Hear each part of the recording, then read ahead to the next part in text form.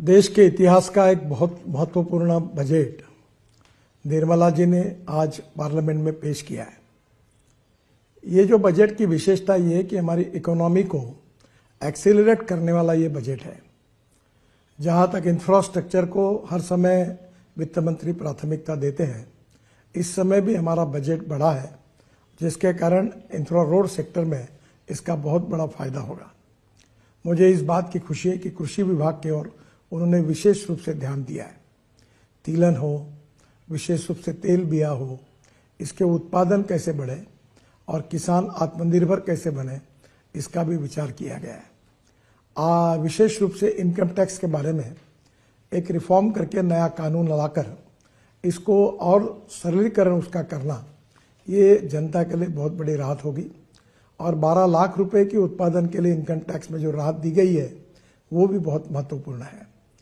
विशेष रूप से middle class का विचार किया गया है और मध्यम वर्गीय, उसके साथ लोअर मिडिल क्लास और गांव गरीब मजदूर किसान, इसमें रोजगार कैसे निर्माण हो और सस्टेनेबल डेवलपमेंट कैसी हो, इसका विचार करते हुए इस बजट ने पब्लिक प्राइवेट इन्वेस्टमेंट को इनकरेज किया है।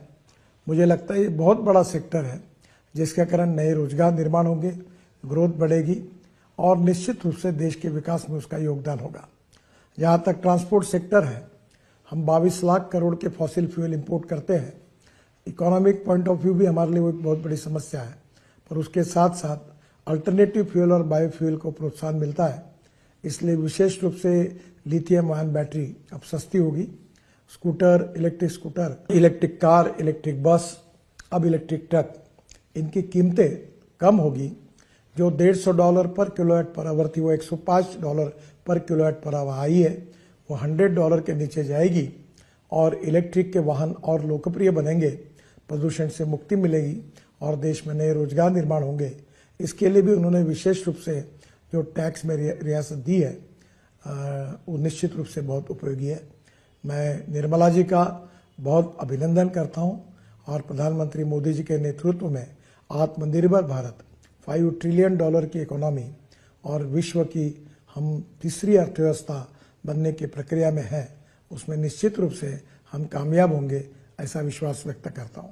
नमस्कार।